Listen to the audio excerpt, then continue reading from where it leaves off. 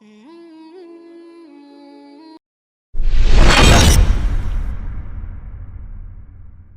اللہ الرحمن الرحیم۔ مکہ مکرمہ کے لوگوں کا عام پیشہ تجارت تھا۔ گرمیوں اور سردیوں میں الگ الگ اطراف میں سفر کیا کرتے تھے۔ گرمیوں میں شام، فلسطین اور عراق کی جانب، اور سردیوں میں یمن اور حبشہ کی جانب سفر کرتے، جن کا ذکر قرآن مجید میں رحلۃ الشتاء والصیف کے الفاظ کے ساتھ ہے۔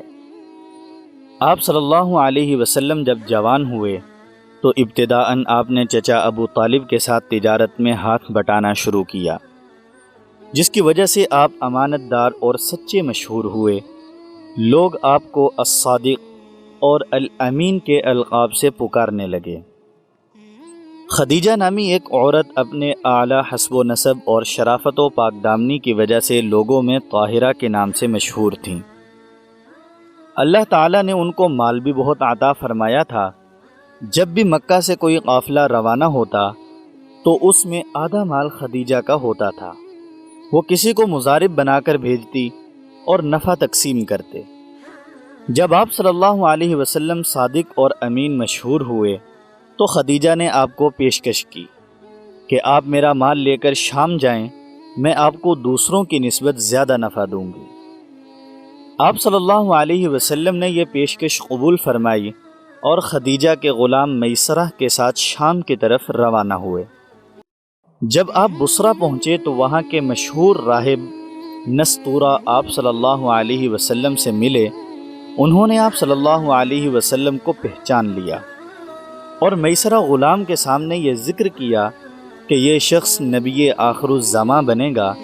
خصوصاً آپ صلی اللہ علیہ وسلم کی آنکھوں میں سرخ ڈورے دیکھ کر اس نے کہا، ہوا وہو نبی وہو آخر الانبیاء، یعنی یہ وہی نبی ہے اور یہ آخری نبی ہے۔ آپ صلی اللہ علیہ وسلم نے وہاں خوب تجارت کی اور امانت و دیانت داری کی وجہ سے اس بار تجارت میں پہلے کی نسبت بہت زیادہ نفع ہوا۔ واپسی پر جب میسرہ غلام نے خدیجہ کو پورے حالات سنائے تو وہ بہت خوش ہوئیں اور طے شدہ نفع سے کہیں زیادہ نفع آپ صلی اللہ علیہ وسلم کی خدمت میں پیش کیا۔ خدیجہ ایک سلیم الفطرت عورت تھیں۔ انہوں نے جب میسرہ سے آپ صلی اللہ علیہ وسلم کے بارے میں مختلف واقعات سنے، یعنی فرشتوں کا سایہ کرنا، پتھروں کا سلام کرنا اور راہب کا مقولہ سنا، تو فوراً مکہ کے ایک بزرگ ورقہ بن نوفل کے پاس گئیں اور ان کو یہ سب کچھ بتایا۔ ورقہ بن نوفل نے کہا کہ اگر یہ واقعات سچے ہیں تو پھر یہ وہی نبی ہے جس کا ذکر کتابوں میں آیا ہے، اور ہمیں اس کا انتظار ہے اور ان کا زمانہ بھی قریب آ گیا ہے۔ یہ بات سن کر خدیجہ کے دل میں آپ صلی اللہ علیہ وسلم سے نکاح کا شوق پیدا ہوا۔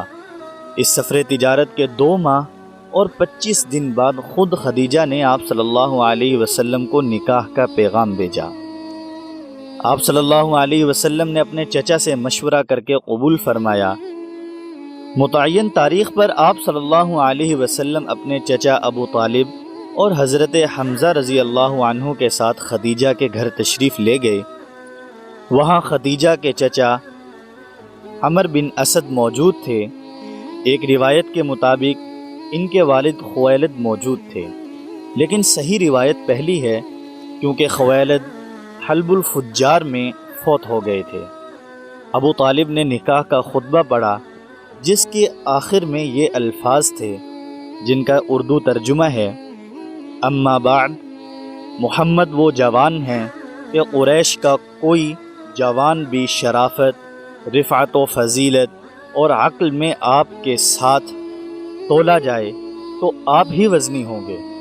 اگرچہ آپ مال میں کم ہیں لیکن مال تو ڈھلتا سایہ ہے اور عاریتن ہے جو واپس ہو جائے گی۔ یہ خدیجہ کے ساتھ نکاح میں رغبت رکھتے ہیں اور خدیجہ آپ کے نکاح کی طرف مائل ہے۔ نکاح کے وقت آپ صلی اللہ علیہ وسلم کی عمر مبارک 25 سال اور خدیجہ کی عمر 40 سال تھی۔ مہر 20 اونٹ مقرر ہوا بعض حضرات نے 12.5 اوقیہ چاندی مہر بتایا ہے جو 500 درہم بنتے ہیں۔ آپ صلی اللہ علیہ وسلم کا یہ پہلا اور خدیجہ کا یہ تیسرا نکاح تھا۔ صلی اللہ